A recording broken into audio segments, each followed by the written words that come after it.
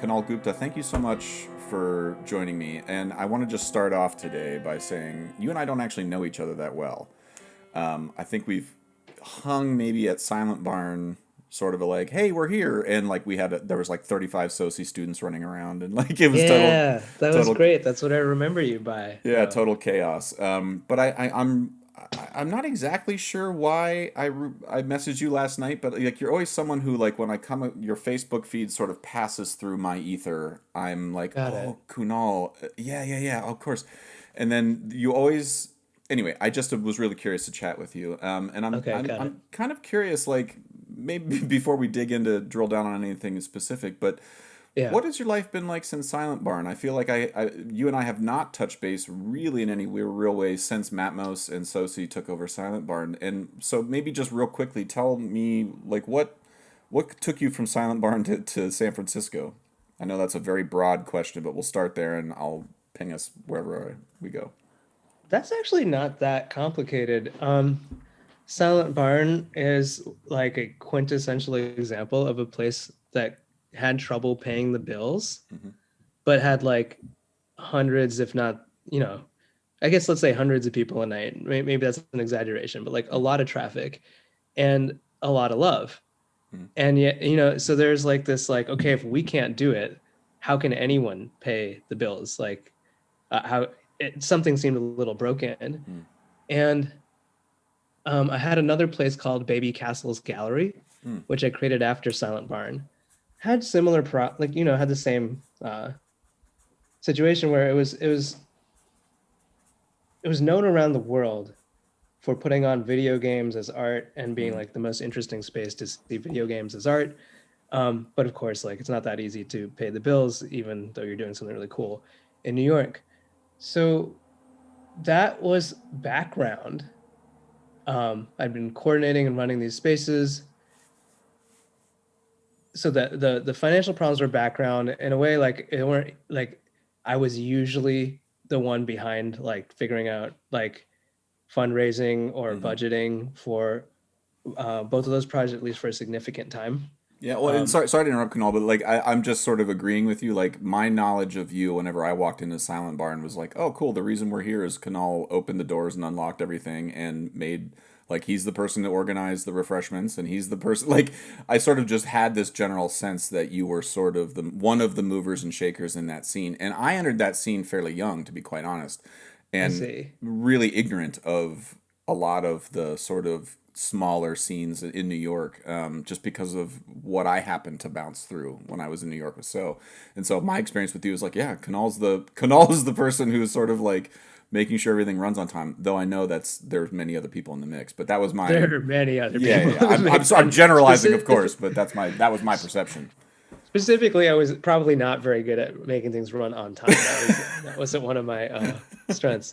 But what I was kind of like a, I don't know, maybe masochist or something. Mm, But like the thing that you needed was the budgeting and the fundraising to work. If you didn't do that, like mm, nothing else would work, right? mm, So I didn't necessarily get to do very much else because at some point, like that's all you have the time to do.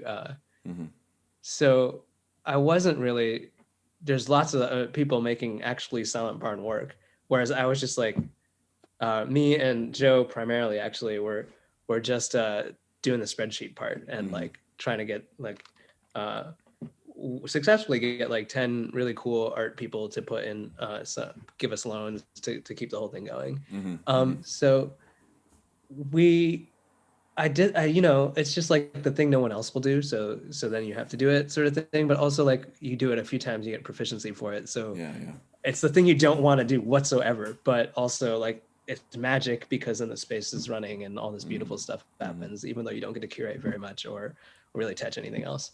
So I ended up like having a good sense of what is possible for uh, like how to make money for when you have like 300. Well, I'm exaggerating, but let's just pretend it's 200 to 300 people a night. It's probably that on a big night and like mm, 50 people on a small night. mm, But how to make money with that traffic and with some rent and some people living, like I knew the max, and the max isn't going to pay the bills.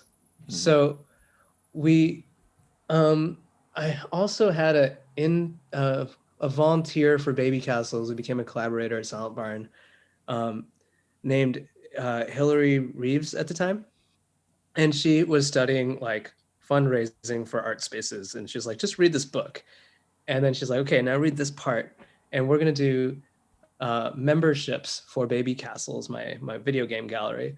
Mm-hmm. But we're gonna do it slightly different.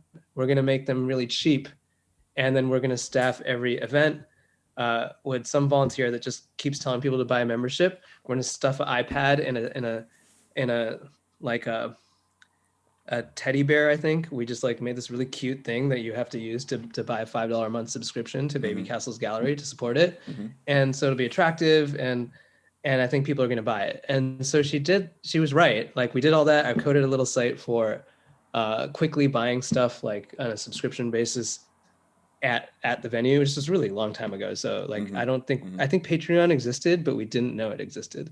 Mm-hmm. So it was like too early for like they were just messing around with the same ideas of Yeah, like I mean, cheap Patreon feels memberships. like, I mean, I think now a lot of kids in school look at Patreon as this.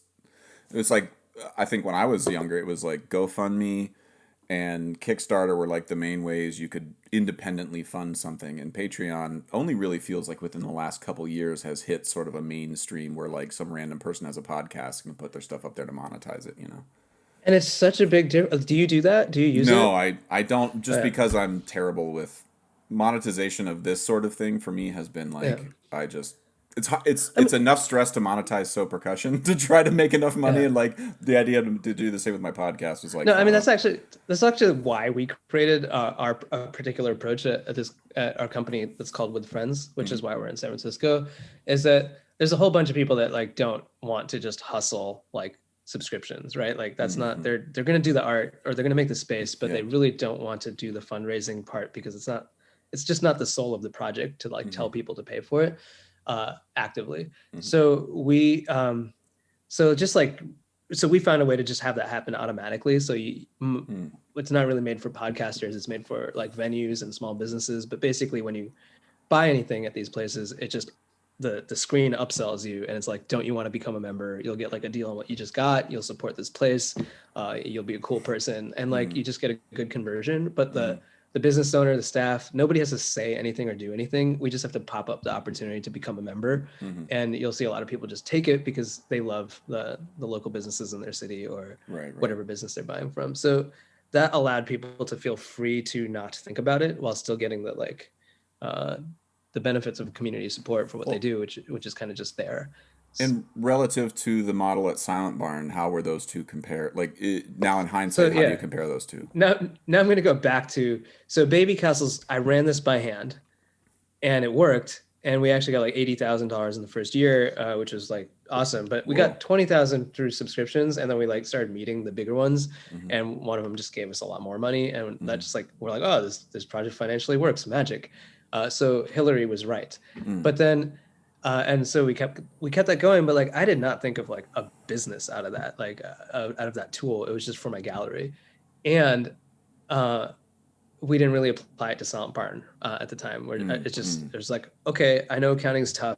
Okay, I know that like affordable memberships hawked at the door as people come in works, but then that's just all background knowledge. Hmm. Meanwhile, at Silent Barn, we're trying to solve so many problems like team building, like for different like staffing shows, like building working groups that don't fight all the time, and like just doing collaborative accounting Hmm. and all sorts of stuff. So I was sitting there at Soundbar and be like, I have a lot of tech skills. I'm going to try just solving random problems here and seeing if I Hmm. can make Soundbar run faster. So I built a collaborative accounting tool, which then QuickBooks eventually made, and so that was way better than what I built. So, but we were using something called the freezer at Soundbar for a while, which the Yeah. whole point was it was like an accounting tool, but like lots of people can throw in numbers into instead of just one. Yeah. It was very novel at the time. Uh, I did not create any of this to create a business. I was just trying to create it for Soundbar, and so it was like really Yeah. funny looking and stuff. Uh, and so that one, we QuickBooks was our saving grace. Uh, I tried to create this thing that was about building, uh, like staffing shows or just building any sort of team for something that's urgent really quickly, like just taking the like if you try to run anything, you just text people all the time, Mm-hmm. and then you have to text people that actually like don't hate each other, or else they get mad at you. And so I was like, oh, maybe this will solve a problem. I started working on that, and I was getting pretty far. But at some point, I started working with Joe on just like we're gonna solve these. We're actually gonna make a company around this thing, and we're gonna like Mm-hmm. test Mm-hmm. stuff and like bring it to our friends. So we had this like team building tool going out for like 12 people, businesses around, and they sort of liked it. It was really it, it was cool. You could build a little team and you could like text them. It was good for coordinating like volunteer groups and stuff like that. But uh, while we're working on that, I'm not really sure what inspired Joe to do this, but he was like, "What if you insert an upsell?" Uh, so we had built all sorts of stuff, including a ticketing platform, as well. Like we were just fucking around, right? What And just, what you're describing in terms of the workflow thing to me sounds a little bit like what Slack sort of.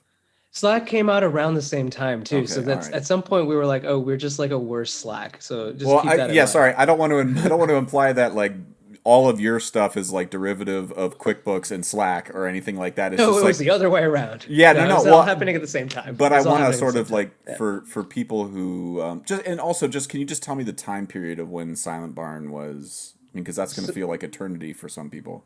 oh yeah, so this new Silent Barn started in like I think 2012, right? Okay.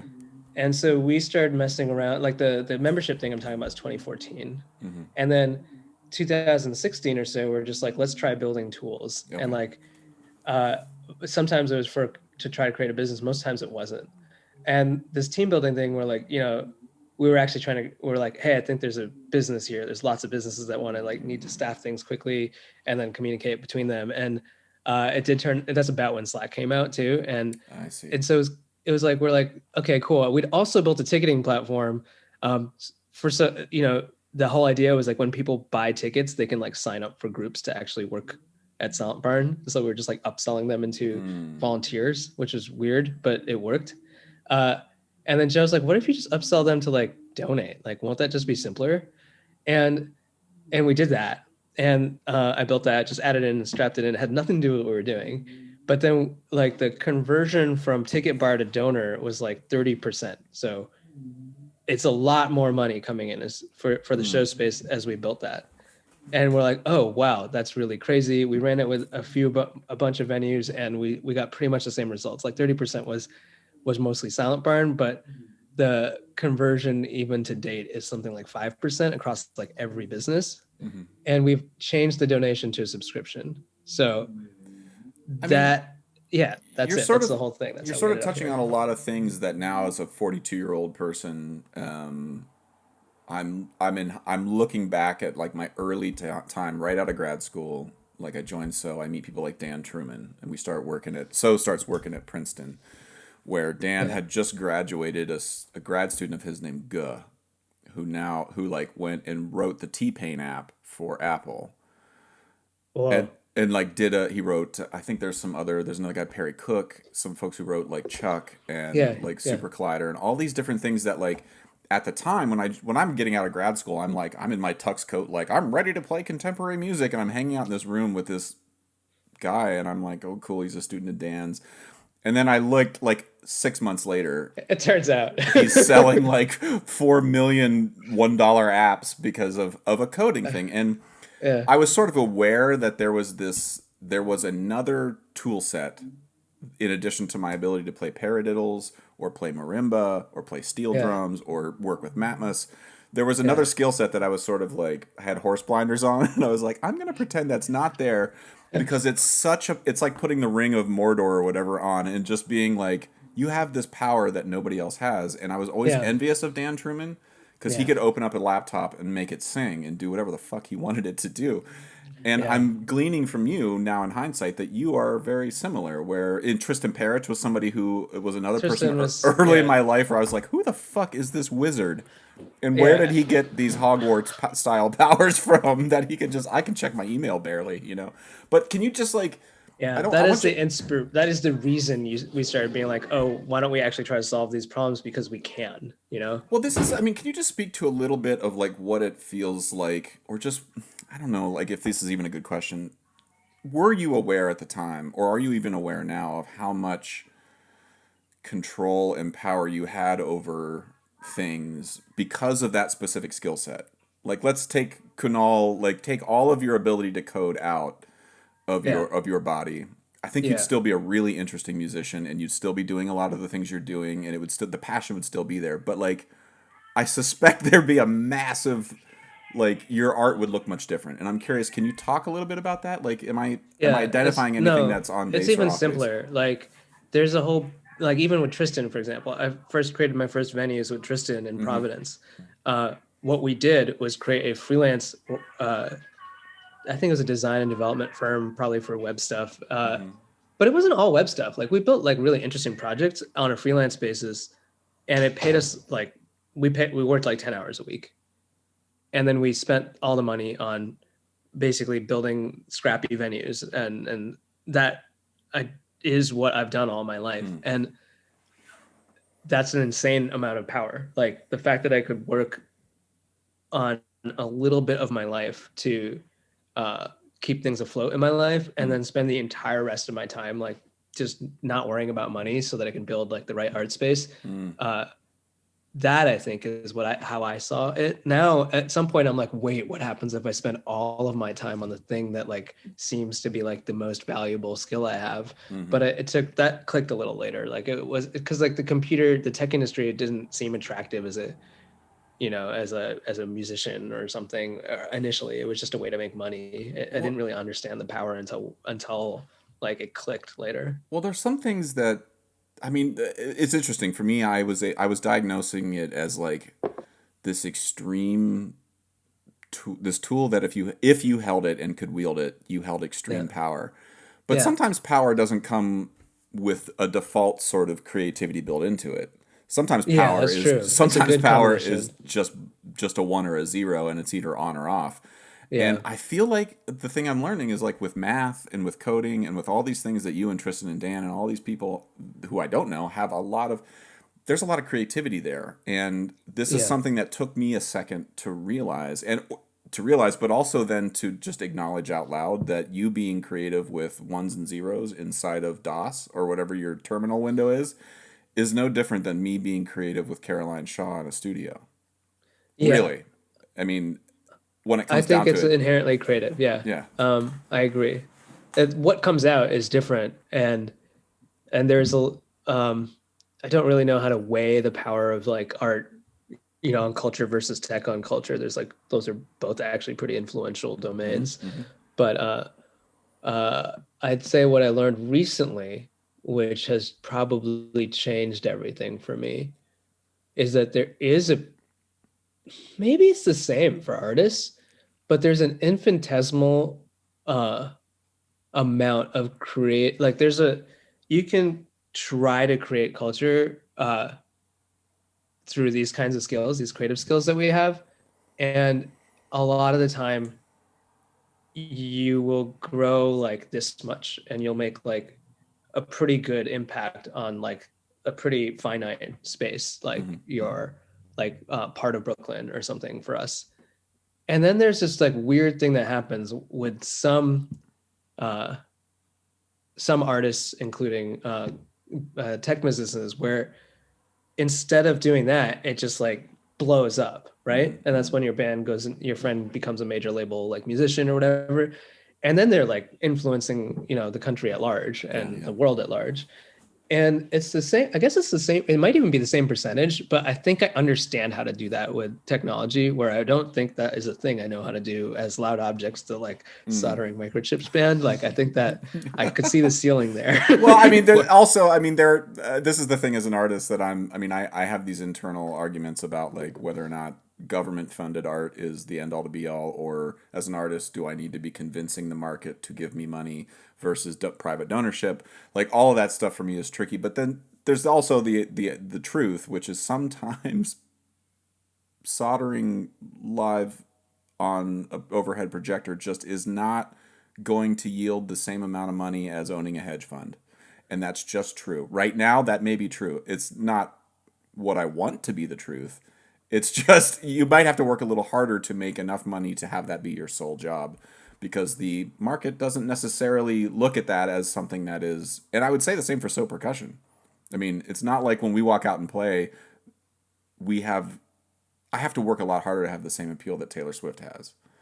And, and This is interesting. I mean, I don't know if I'm right. I'm just sort of like, this is where I am today in my sort of like, if I was triaging where I'm bleeding as an artist, like, well, this is my fault. This is my fault. This might be the system. This is my fault. This might be just audiences don't like what I do.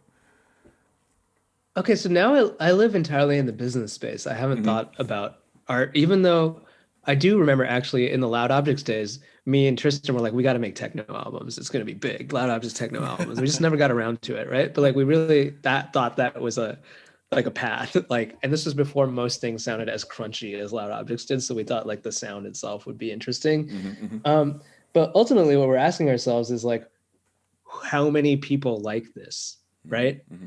And no matter what, there's still probably work you can do to get the people that would like what you do to like know about it and start Hmm. like listening to it. And so there's always that, but there's also like, hey, this is the kind of art I'm gonna make that's gonna, like 1% of Brooklyn's gonna like it. Hmm. And there is no more than that. So Right. then, If you're only getting 1% of Brooklyn, trust me that you're not going to get any of Dover, Ohio. If you're well, only convincing I'm just, 1% of Brooklyn, like, I'm just saying you can make like a mental calculation and be yeah. like, here's what I bet my like market is. And you Yeah. can do that for anything. Hmm. And so then you start asking yourself, do I want to change what I'm making? Yeah. Because something that's really close to what I'm making, 10% of the United States will like, which is like everybody really, as far as at that point. But Hmm. like, obviously like very little music or anything it has I think I use a bad thing. 1% of the United States might like that might be the highest number there is. But like if you might then want to do that or you might not want to do that. So you could just kind of iterate those choices. um so it's maybe not that different from a business, although I'm not sure I think I thought about Loud Objects that way Well, too. I was like I was able to do that. the reason I say that, and again, like, I don't want to sort of like say some sort of like, I saw this thing, and then you're like, oh my God. Like, I saw Uh-oh. like a big, long, it was an open, I think it was a shareholders convention with Steve Yeah. Jobs where he was having to uh, answer questions to a bunch of people, and people were giving him shit about the user platform, or about the user platform not being as technologically sort of like, you couldn't get in and be like deep dive Linux, all of this stuff, like I get in there and like an audio file with a record, like, and he was like, I'm trying, do you want these computers to be sold to 2,500 people, or do you want these computers to be sold to 25 million? I want to have 25 million people using Yeah, this no, that's device. super. You have to think about that.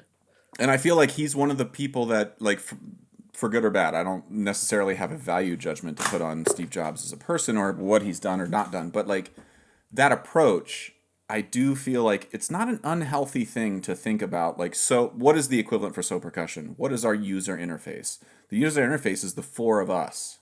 Yeah. And so when Oh, we're well, on stage, probably going to a concert many times or something. yeah, and so Like, like if we're on stage, we're the equivalent of the Mac OS thing where some tiny child's gonna touch something and be able to, next thing you know, order something on Amazon. And so we have to think a little bit about how we present ourselves, how we talk to an audience. And I just appreciated that Steve Jobs was willing to, in that moment, be like, I'm thinking about this. And I'm just kind of curious for you, like when you're working on I saw something that you mentioned, you're living in a hacker house. yeah. And I kind of like, I don't mean to sort of divert our conversation, but I think it does sort of dovetail a little bit. Like, Huh. hacking, my perception of a hacker house is people getting in there and just being like, let's find every weakness, let's find everything, No, it's a let's different word, hacker. sorry, I Oh, know, wait, hold I'm on. and pardon my ignorance of all of the jargon here, so you can, I hope I don't get, Sorry, I interrupted. no, I hope I don't get like hackers showing up at my front door being like, but I'm just curious, like, is that mentality of like, where do you draw the line personally as a like, I'm here to mine and just figure out what is the best thing, and then how do we take the thing that I think is the best and make it something that millions of people want to use and can use while still having the integrity that you started out with? This is actually really hard. So, um, first, I was saying that thing about 1% of Brooklyn or whatever, but it turns out like probably if you're getting 1% of Brooklyn like stuff, probably 1% of I don't. You said Toledo, a different.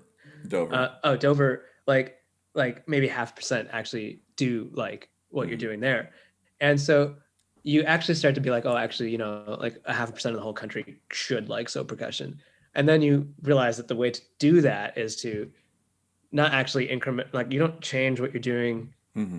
to match them necessarily. You just have to like be like, oh, I think Dover really needs to know about this. And then you have to like make sure Dover knows about this. And then you've suddenly gone from 1% of Brooklyn to 1% of Brooklyn plus 0.5% of Dover. And Hmm. you have to just do that over and over again. And then Yeah, you yeah. actually, uh, start to have everybody that should, you think would benefit from so percussion to actually like have it as part of their lives. So most things you probably don't need to change what you're doing for, I suppose. Like you can probably get pretty far without doing that. But I do appreciate that analogy that you gave about, uh, well, what's the vision anyway, right? Because if the vision is like really large and you know that something that fits a really small group of people is actually in the way of the really large thing you want to do, you can't let the small thing get in the way of the large thing. So you Hmm. kind of have to change and make the thing that's like correct, for like. Well, here's the thing that like I mean here's the like you just asked about a hacker house, which is interesting, but here's like the related story in terms of like music stuff that we had to go through, which is that both of us really wanted to make subscriptions for small businesses. But, and that's like bookstores, like pizza shops, all sorts of like local things that are around your city. They're all going to get priced out the same way Silent Barn was. And we're like, this doesn't have to be the case. Like bodegas, anywhere that Hmm. people love. And so, but we'd created something for event organizers and music venues. And at some point, we're like, oh, actually, this is what we've created is really working for bookstores now. And um, we're a really small team and we're spreading ourselves thin, serving bookstores and event organizers.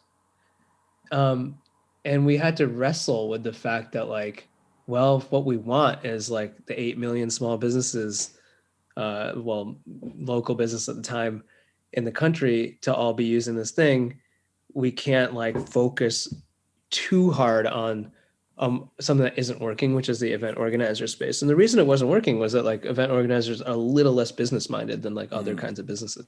Hmm. So it's a little bit harder to like you build something for a group that doesn't necessarily want to make money, like because it's all kinds of like art organizers that are like just not that interested in like they're almost anti, like there's a Well, lot of that's anti-business like it's event organizers, that's but there part of. aren't as many. What? Sorry to interrupt. Go ahead. Go ahead. But there just aren't like that. Like when you jump out of that group, like most small businesses are actually pretty like they're like, okay, can I actually make more money? Sure, show me how to make this easy, and then I'll do it. And so we just decided that we had to like go all in on the thing that really fit. But then COVID happened, and then we had to drop that too, and we started serving just online businesses. Hmm. And this is getting really weird because now we've been wanting to create something for cities, right? Like, but what we found is the most efficient fit right now is online businesses, which are really cool. Like they all have warehouses in cities and towns Hmm. around the Hmm. world. They're making stuff. Uh, they're not like lesser than local businesses, but it's just different from what we thought. And those people just jump on what we're making. And so now we've just decided that okay, like let's do it. We're going to serve these like bookstores that are online Hmm. or food shops that have an online component. Like we're just gonna add the upsell to the online shopping experience, and we're going to Hmm. make all that stuff work. Hmm. And we're actually stopped focusing as much on anything else. Um, and the reason we're doing all that is I think that is going to give us the best chance of like the overall vision we want, but it does come at the cost of like what we thought we wanted to, what we Well, created a couple years ago that I, was like our art. No, I mean this is sorry. I apologize if the term hacker house is like again like I don't understand the jargon. I don't know Wait, if that's so I'll go back offensive to to that. say like, but I feel like I read it off of one of your posts. Like you said that you were Yeah. just moving into a hacker house, so I Okay. feel like I'll go back to that. So, hacker, I was saying this morning, but I was like, but apparently it might be controversial, but I don't think it's controversial. I think punk houses and hacker houses are the same thing. wait, punk So, houses. punk houses is like the name for like silent barn style Oh, got it. spaces. Okay, all right. I live in a hacker house. The only difference is that they're good at coding. Okay, That's all right. it. They're like the Right. same It's people. like Like, the Stone is a hacker house for music. yeah, it's just people that are like really proactive and like have some level of skill set to like change the city or change the internet in this case. But like they just go for it. They go for it without like abandon, Can I ask you? I mean, with abandon.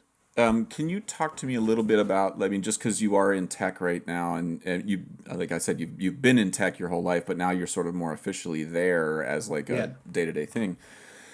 Can you talk to me a little bit about like just the ethics around when the how many people are in your house when you're like doing work? Like how many people are collaborating at any one time?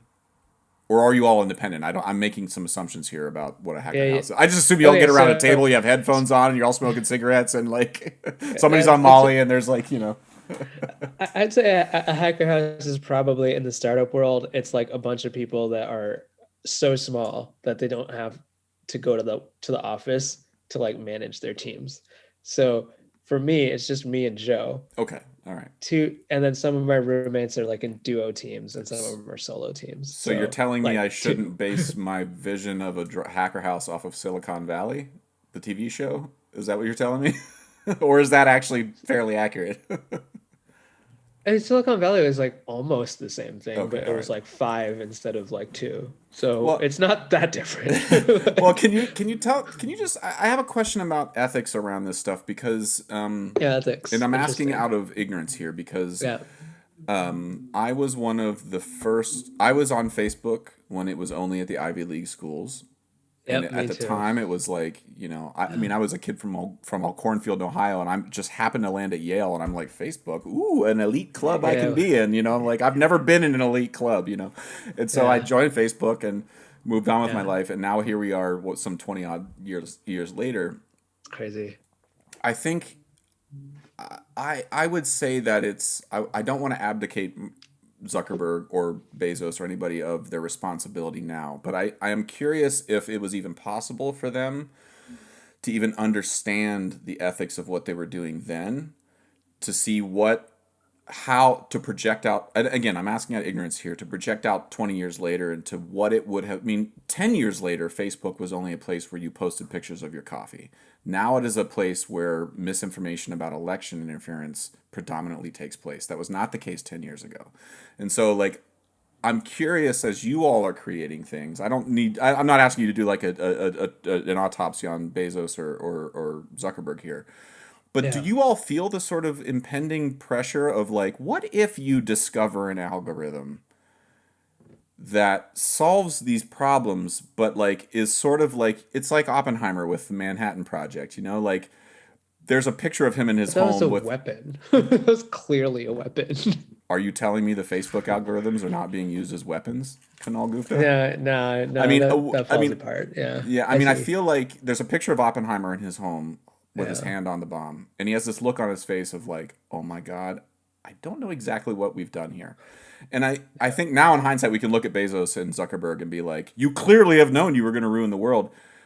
Do you all have Okay. those conversations when you're like making things up and building platforms of like, what happens if we No, scale no, this up to it's the even world? worse. I think most of these kids are like my roommates are all like 20 or 19. Hmm. So, and I think Zuckerberg probably was about the same age, I imagine, I when think he that's started fucking around. So, I think that's right. like, they're just like, I want to solve this problem, Mm. and I'm going to solve this problem, and then I'll take it from there. And so, I imagine they're going to stumble into similar things. Like that's just that'll just keep happening. Like if there's, I think it's because they're young. I bet that's what it is. Like after, like I think teaching can help. Like sometimes they have leaders in the industry, like Hmm. Hmm. that they look up to. And so a common one is do you know the company Stripe? Yeah, yeah, of course. So like I'll see my roommates like reciting what Patrick Collison, the guy that made Stripe, says about different cultural things, and now he's is like super well read, cultural, like philosophical, like Hmm. he's providing some sort of moral leadership to the industry. I think I think those kinds of people will probably be the solution to this problem, which is like as opposed to I can't I don't know like I don't really watch Mark Zuckerberg that much because I don't know, I just hadn't gotten around to it. I think it's because there's this thing called Y Combinator that we were part of in Silicon Valley, which is like D Heart. It's like the like cult that basically created the whole place more or less. Wait, say that. Um, Y Combinator? yeah. Why? So Talk to me like it's I'm like two. I have no idea what you're talking about. so Y Combinator is a it was created probably 2008 or so. I don't know, Hmm. maybe a little earlier than that. And it was just like this cult following around a thinker on the internet Hmm. named Paul Graham. Okay. And people just like loved his essays because he was so smart. And he was smart talking about like what's going to happen in the startup world. He started just like being like, okay, I'm going to fund 10 companies, and he created one who was successful Hmm. enough to be able to fund 10 companies. And so he created this like thing that you come to, you live here, you live with other people that he funds, and he just every Tuesday, like you guys get dinner together, Hmm. and I'll bring you some cool mentor that'll just like talk about their life. Hmm. That's it. So he did that over and over again, but there are a lot of principles inside of Y Combinator that are like kind of holding this like is like a cult. It was like they actually Hmm. believe in a certain set of principles. They're sort of There is like coding Ten Commandments sort of vibe. Like do this, yeah, and don't like never you do know this. there's ethics to it. There's like Hmm. maintain your integrity. Like Hmm. don't ever let investors like dominate you. Like you know don't ever lose people's data or get it hacked. Like there's all sorts of like stuff that they're like basically just don't treat people badly at all. Like those are all like things that are just kind of built into this little micro community that then became like one of the biggest powerhouses of Hmm. Silicon Valley Hmm. because it grew every year. He was so successful at choosing the right people to go in. So like, well, people have mixed feelings about Airbnb, but that's one of them. Hmm. Hmm. Dropbox is another. There's like uh, Coinbase. I don't know. All sorts of Hmm. things come out of Y Combinator. So Stripe is one of them. Stripe is one of the biggest. Yeah. So I mean, so uses Stripe. I mean, this is not a paid advertisement, but so uses Stripe for But our the thing is, donations like, and stuff. yeah. So then these people like so use Stripe. Stripe is actually cool. Stripe is like they would give talks at Y Combinator, and I mostly pay attention to the people that have come out of Y Combinator. And there's like a lot of morality and Mm-hmm. humanity to what this guy is saying. Mm-hmm. Um, and I don't think that people I have I don't think Mark Zuckerberg, for example, provides this guidance to like the community of so like I don't think people look to Mark Zuckerberg for morality, right? But Mm-hmm. they could if he would go ahead and try to form it and express it, but he just doesn't take that role seriously.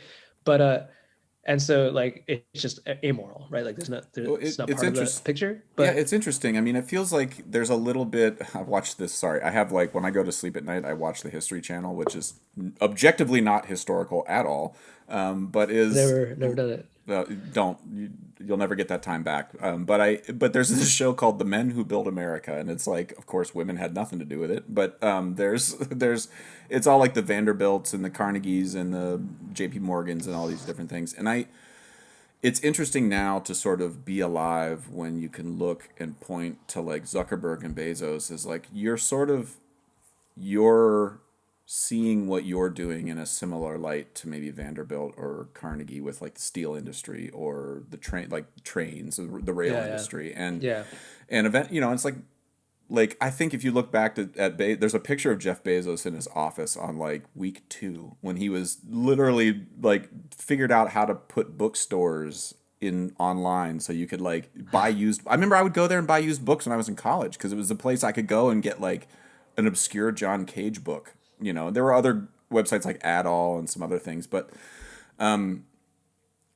that was like he had a thing. It's like, well, let's make bookstores easier to sell their books online. And now, 10 years later, 15 years later, he's flying a rocket to space. Right. Like, and again, But I like, haven't heard any of the morality behind him. right, That's what I'm saying. that's what I'm saying too. I'm agreeing Yeah. with you that there it's not that there I don't want to assume there's no morality there, But it's just not part of because the story. but it's just not the thing that he's leading with. And I feel like I need to, as a human, be able to hold two thoughts of like, all right, he's not leading with the morality. Maybe that doesn't mean there's not any there.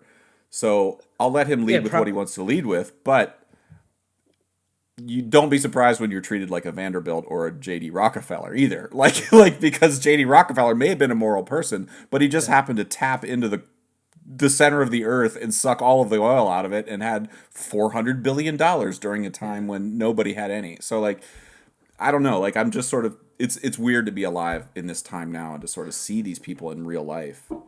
So that's why I like the direction of this cult-like thing that I was calling White Combinator. Mm, And it's because it's so cultish that they're like, here's how you be a good person. mm-hmm. You know? Also, your company's gonna die. So treat everyone pretty well because you're probably just joining this community and like, you know, here's here's just we're helping you become a good person and like a really good executor at whatever you're going to do next. And then people like Patrick emerge from that.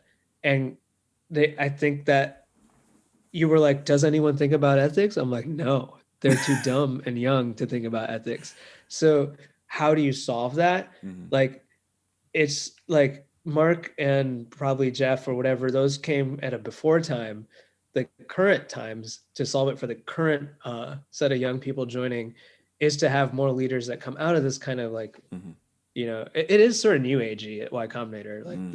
they like have, I think that it goes all over. It's like, here's your soul. Like it's really funny Does sometimes, but everybody like, get a copy of Oprah's book, The Secret? You no, know, it's like actually smart. okay, no, I'm Not to just say kidding. that that I'm just kidding. isn't, but it's hard for me to like disagree with most things that but they I don't know. It's like not amoral. There is something to it, and so I think that as people emerge and become successful, they also start building a brand around like how to be a good person their way. Mm, And Mark doesn't do that. Bezos doesn't do that. mm, There's no one that follows them. But like so for example, I said Patrick, who's usually just more cultural or whatever. There's this woman Matilda Collins who wrote this software that I really like called Front, but her whole vibe is just like extreme discipline. Like it's the way. Like here's all the mm, different ways I've figured out how to be mm, disciplined, and like it just allows you to get through anything, and it's amazing. mm, And so everyone just like starts just doing this like coaching thing that comes out of mm, this. Like the Airbnb guy, like for whatever it's worth, reading sometimes listening to his interviews, he was a little early, so he was like a prototype, so he wouldn't necessarily be the most moral person that comes out of it because before this was it was just like he was like one of the first ones. But even then, I learned a lot from like listening to his interviews and just how to like just how to listen to a whole bunch of people's concerns and then well, somehow come up with the right answers. well, as a consumer of tech, Yeah, I have to say again, like I'm trying to hold two thoughts in my head. I can look at is it the guy Travis, the guy who invent or Uber, Travis something. he would be outside of this bubble No, of yeah, like yeah, I think that's based on what you've said. I think that's clear. But yeah, he would not fit in. this is the quandary for me.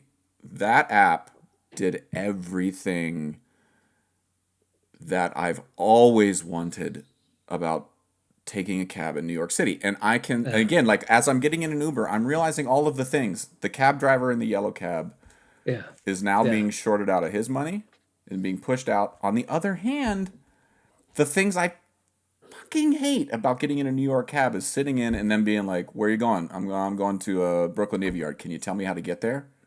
Yeah. Well, Google No, Maps would have solved that. Like, no, that's not. This yeah. is a job. I'm exchanging a service here, and I would like to expect that you go to London. Everybody there knows where you're supposed to go, and then you get to your ride. You get to your spot, and they're like, "Oh, the credit card machine's broken. You got to pay cash." And it's like, oh, and Uber came in and sort of just fixed all that, Especially except if you go to like outside in India or something, like you can actually move in a way that nobody could move before. So there is something interesting about right. that. But then how the ethics of this. It's like that moment in Indiana Jones where he swaps the bag of sand for the idol. Yeah. You know, So it's like how do you do that? Because it's I, this is you're making things. I Jeff Bezos, Mark Zuckerberg have made things that I think worldwide people, Yeah. by and large, say is useful. Yeah, By without a and doubt. large, But well, Facebook was, and then suddenly it started to right? hit I the peak but I of would say when. maybe let's take Facebook out of it. But even then, like the food packing stuff that So Percussion does. I'm Yeah. sorry, No, no. it's the only place I I mean, go, people. and I raise eight The grand a trade-off year. started to show up only in 2016, Yeah, I think. but just to say, like there is. So where how do you all talk about that sand for the idle switch, or like, or is it just something that comes differently for every No, platform that is what I was invented? trying to say, like there is most things don't have any like I don't know what Uber did in terms of their discussions, but Uber, you don't hear much about Travis as a moral leader. Now, the That's new true. guy, you actually kind of do. Mm. So maybe it'll take its a different direction. But like, there was no interesting stories that I remember ever. It's not Brandon. He might have told them, but I missed them then. Well, if you missed them, I Whereas definitely missed them. yeah. Whereas I do think everybody in like I mean in the small bubble that I call Y Combinator, which is still kind of the heart of Silicon Valley, you'll hear everyone talk about their tough decisions and how they made them. Mm. Like, Mm. so yes, they're always talking about it's like one of the most interesting topics. They don't call it that way. They just it's just like how do you make tough decisions? Mm. But like they'll tell you stories about like all the stuff they had to juggle to decide and like how they came through and it's there's a podcast it's called the Y Combinator podcast, mostly just people talking about like interesting things they got through that basically no one wants to make that switch, so they're basically trying not to make that switch. Sorry, I'm not ignoring you, Kanal. I'm just writing. Every time you say something, I write it down because I'm these are all Oh yeah, fascinating yeah. things. Check out like Y Combinator podcast isn't that like interesting. It's just people telling stories, but you'll hear a bunch of those moments in those stories. Like let me see if I heard one recently.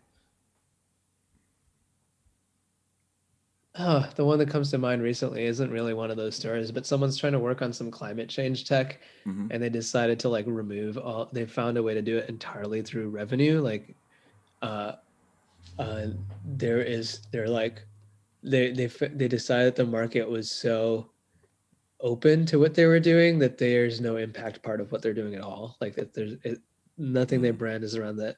It's all about just making people money. And they're like, wow, Mm. this worked. Like, I can't believe it. Mm. We're like getting there must be some underbelly that I'm missing, but like it was interesting to be like they were trying to create a climate change company, but they're like, but we need it to be really, really big because it won't work unless it's really, really big, and therefore we need to like figure out the mechanics so that uh, it actually just makes everyone money, and that's the only Mm. concern that we could build this company around, and they.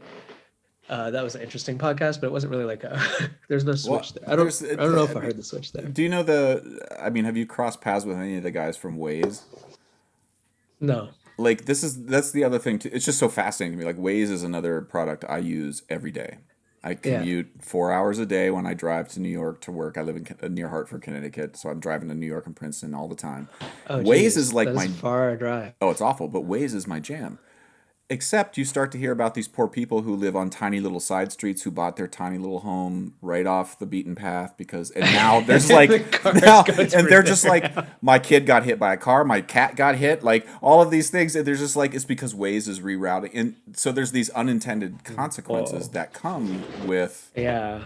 all of a sudden now your street is a highway and just because crowdsourcing I feel anyway. like Waze would properly deflect that responsibility to the town, which sort of does make sense when I think about it. Like They they have should put more not speed. deflected anything. I think the number of places I've been stuck in traffic and I've looked over and just seen like a 90-year-old woman smoking a corncob pipe on her on her porch, like and been like, I don't think there's many cars on this road, and I think I'm sorry, ma'am, I didn't mean to disrupt your smoke this morning, you know, Wow. and Okay, I had so never thought about that. Yeah, so unintended consequences are interesting. I'm sure that's what Facebook's story is, but it's like a lot of they'll come up. I personally think yeah. I think that the like people that emerge should do what recent like Stripe like people do, which is Hmm. like start really talking about uh exactly what they teach us in my company, just like how to be a good person as you run one of these things and like how to actually like care, carefully. But Well, I think that people are doing that, and I think everyone should join that group of people doing that. And then you would not have amoral companies like we used to have 10, 15 years ago. Well, Kunal, this has been an amazing conversation. I've really enjoyed this, and I have one small question and then just a sort of follow up to wrap things up. How many Thank you. projects for folks who like think that making things, whether it be art, whether it be a software program, are just sort of like that making things is this thing that you divine from the heavens and you wake up and you go beep boop boop and your new platform comes out. For Uh, every stripe, for every attempt at Stripe, how many failed Stripes were there before your friend landed on the version of Stripe that I now use? yeah, for example, Stripe was told not to build Stripe because there were a bunch of teenagers. There were two teenagers saying we're going to beat PayPal. And Mm-hmm. everyone's like, you're out of your mind, Mm-hmm. right? Because I'm Mm-hmm. sure they're like, yeah, lots of people had tried this and failed. Um, so you need to bake in that you'll almost certainly fail statistically, right? Because I think the answer to that question is uh, higher than 90, because 90 is the number of funded startups that fail. So you know how many startups actually get funding is probably like another 10% or something. So you're looking at those kinds of odds, 1%. So you have to really enjoy you. Is this the best thing to do with your life? If you answer that, you're like, no, then don't do it. But like often like any project comes out of you being like, just let me try it. There's no like guiding force that's like bigger than that. You're just like, what if I try it? And then if that's more fun, then you keep doing it. And if it's Mm-hmm. not that fun, you try something else. I think that's what I. And so far, we're not really succeeding with friends. We're doing okay, but we're really enjoying all the things we get to try. And Mm-hmm. so we were just talking about like, are you? I was asking my co-founder, is he afraid? And I'm like, we're like, I guess maybe we're too small to be afraid, but we're definitely not afraid. What we do know is that this is like we wouldn't like to be doing anything else. So then that's the reason we keep going. You're too small to fail. Yeah, at the moment anyway. Too At small to this fear. point. You're Too small to fear. too I small think to fear. the Yep. argument is when you get bigger, you have these moral decisions, and that's when you Yeah. start to be afraid of making the wrong moral decision. That's right. That's right. Well, let me ask you one final question for folks. Just because you have a background in New York and in specific presenting and sort of curating, what advice would you have for folks in New York right now? And I'm keeping it New York specific just because that's the community that I intersect with the most on a daily basis and the Yeah, most I'm familiar with. The scene has changed there so much just in the last 15 years. I mean, when I was there, it was like yeah. 285 Kent, Glasslands, the Good Stone, times. Tank, Yeah, Roulette. Like there was like 10 places you could go and completely shit the bed and no one would care because that's what that spot was for. Because then you would go and play the next festival or you'd go on tour. Like it was a place to try things out. And like yeah, yeah. I feel like maybe I just don't know about what those Or spots are now, but like what is your advice for a 19-year-old Kunal Gupta right musician. now in New York post pandemic? Like what are some sort of kernels that you feel like would stand up to the test of time 10 years ago and now in post pandemic life in New York? You're asking me a hard question as someone who's been in San Francisco post pandemic. But So but you've been in the trenches in New York enough to know what it's like to take a few punches in New York, you know? Like so what are some things you've gleaned from your time there that I'm just staring at this list of spaces that I recommended to my friend mm, to check out as they went to New York. Blue Stockings, I been don't there know that. forever. Elsewhere, came out of Glasslands. Market Mm, Hotel, Spectacle Theater, been there forever. Punjabi Deli, I named a few bars like Bossa Nova Civic Club. mm-hmm, Wonderville, which came out of Death by Audio. Magic City, which maybe many people had not heard of, but is in Greenpoint. It's like a kitchen slash event space. It's kind of amazing. Pioneer Works, Friedman Gallery. mm-hmm, So as I look through that list, I don't see the change. Like these are all mm, people that adapted and are continuing to create experimental. Like there's just, and I mean, there are a lot of businesses on with friends that are still event organizers because that's where we started. And so to me, I see this abundance of mm. places to experiment, just like always. Like they adapted their business models a little bit, like for example, through memberships and stuff like that. But I don't know if it shrank. Like I know Silent Barn's gone. and like a few other places are gone, but there's just as many places that popped up in their place. So Well, that's reassuring, and I want to I want to identify this moment as a like my what was imprinted on me as a young musician in New York, like trying to figure out where the scene was, were places like Tank, Roulette, Stone, 285 Kent, Glasslands, like all these places where I was just like, this is music, like out of grad school, living in there's New York for the first time. And when those places went away, I'm like, well, I guess all the places are gone, no, like no, no. and Oh my I'm God. now 15 years later. So anyway, I just want to sort of clock that as a like my ignorance and not a like proof of it's proof that I don't know what's actually happening in New York. And I think your advice, whether you've said it specifically or not, is just there's places, go play. Yes, Keep humping. 100%. That's my, I mean, there's so many. I just thought of like 10 more that are all experiment. Like they went, but this, I think there's more places than there were when you're than the time that you're thinking of. I I hope that's think, right. I yeah. hope you're right because So, it was very formative in my time in terms of the way I see music now as a 42-year-old, where I maybe have a little less flexibility in my just my quality of life, the things that I've become used to. Like when I was 24, that feeling having like Monkey Town. Like I remember going into Monkey Town with yeah, I like Cenk remember Monkey Ergun and Town. Jason, and we're like Yeah. playing for $12, and we got like a free meal, but we got stiffed on the meal. Like there's Yeah, I all these got things. wasted at Monkey Town Oh because my they would just god, give you free drinks if you yeah, played there. yeah, Like, oh, and but those were and also the places where So Percussion would go in and be like, okay, we're doing a show yeah, called Where We Live, and it's going to go to yeah, BAM, but we have these three pieces with Jank that we think kind of stink, and we want to yeah, try them out. We don't know if they work, and so like yeah. Monkey Town was where we would go, and like you would be there, and Tristan, and you'd be like, that piece stunk, but we love you, like Oh it my God, was. so many people work night and day to provide those spaces. Like, I mean, I'm just gonna, there's so many, but I'm just calling out Wonderville out Hmm. of nowhere. I don't know what we never played Wonderville is in Wonderville. the old Secret Project Robot, which I think also opened up a new spot. So they're Okay. still there too. But they are a video game gallery, just like Baby Castles used to be, but Hmm. they've taken it one step further. So it looks kind of amazing. And they have the heart of Secret Project Robot in the sense that they book just experimental stuff. But they've figured out, like through the arcade and the bar, to have a pretty diverse traffic. Like you get a good, there's a whole bunch of weird people like that are not exactly experimental arts people that are also there. It's like Hmm. kind of a perfect space to like Hmm. try out stuff and see how people feel.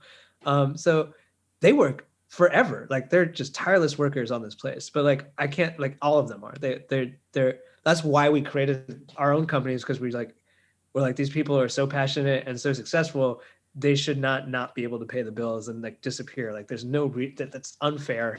So let's do what we can for them. But they're all there. Everyone's there. Everyone's in New York trying to make this place for musicians like you 20 years ago or 15 years ago, Well, my and they're there. deepest hope is that in this past year, when the government was just hemorrhaging money for SBA loans and Oh PPP yeah, yeah, yeah, and yeah. shuttered Thank venue God. operators grants. I hope, I don't know this for certain, but I hope that all of those tiny little places that you just mentioned and that I've played that have Yeah, been so crucial to what So did, yeah, I hope they just stuck a straw right in the aorta of the government, have just been like like sucking out, because these venues have never yeah. had money ever.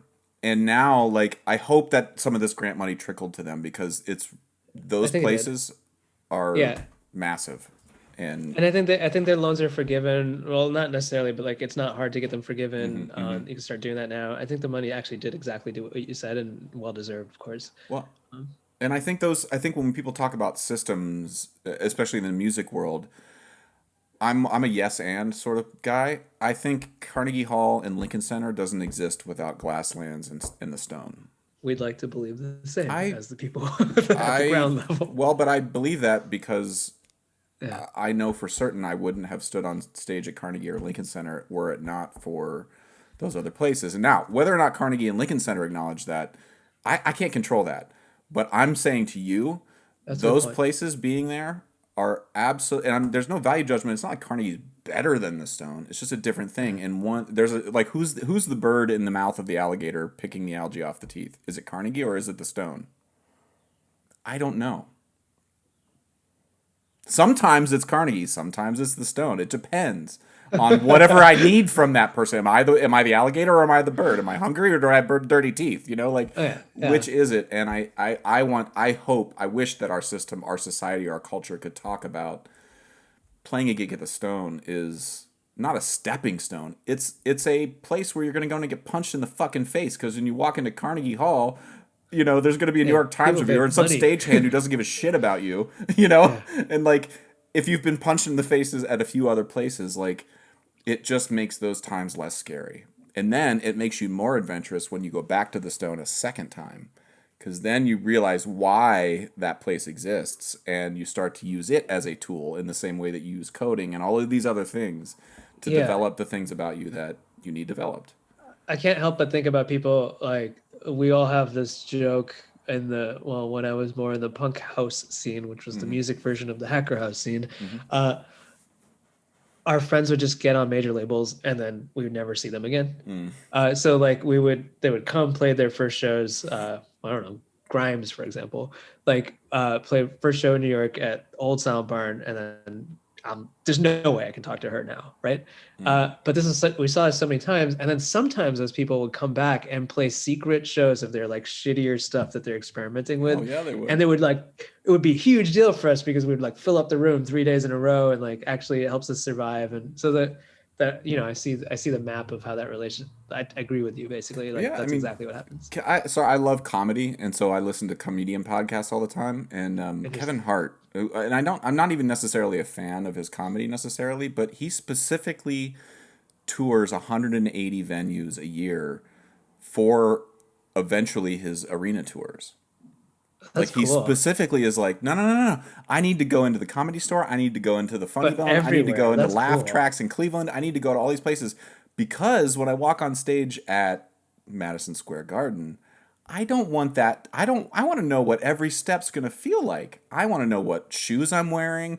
I want to know, is my shirt, do I button my shirt all the way to the top button or just the second button? Like, and if you've done that 180 times, then you can walk out there like Muhammad Ali and rope a dope the whole audience, knowing that you're not going to get knocked out. Like, and That's the like the 0.5% in Ohio. You got to just add them all up. That's the actual answer. That makes total sense. yeah, and anyway, well, listen, Kanal, I feel But like this is a positive place to end it, and I feel like I've sadly only scratched the surface of what I want to ask you about. So maybe we could do a part two at some point, and yeah, I love that.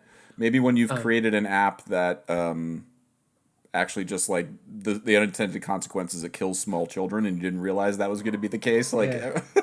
Round two when I'm really sad. Okay, that round sounds two great. when your It ethics when you turns it turns out like we were right. There are no ethics in tech, and it's a real problem. And I don't even know how to deal with mine. and that will be a I'll come back when really I'm ready. interesting conversation, I'll bet, and I will look forward to it. Kunal, thank you so much. Stay healthy, and I hope to touch base with you sooner than later and cross paths. Thank you, Josh. Bye bye. All right, take it easy. Okay, I hope you enjoyed that conversation. This podcast is brought to you by Liquid Drum, liquiddrum.com down in Waco, Texas. My good friend Todd Meehan runs an amazing percussion company down there. Great merch, great content. Check him out, liquiddrum.com. Also, Kyle Dunleavy, dunleavypans.com, DUNLEAVY pans.com. Kyle Dunleavy makes and builds all the steel drums that I perform and teach on in So Percussion, as well as at NYU and Princeton. He's an amazing tuner builder, just a really nice guy, very dependable. Check him out. If you are interested at all in steel pan advocacy, want to learn more about the goings-on in pan in Brooklyn, check out paninmotion.com. My good friend Kendall Williams, Jerry Guy, Trisha Guy, and Arisha John run an amazing organization called paninmotion.com. Check them out. And finally, Alejandre Mirage runs an amazing clothing apparel company in Brooklyn that is steel pan centric. You can check him out at mangochow, CHOW, clothing.com. I own a bunch of his shirts. They're amazing, very stylish, beautifully made. Check them out. mangochowclothing.com. Okay, hope you're well. Talk to you soon. Bye.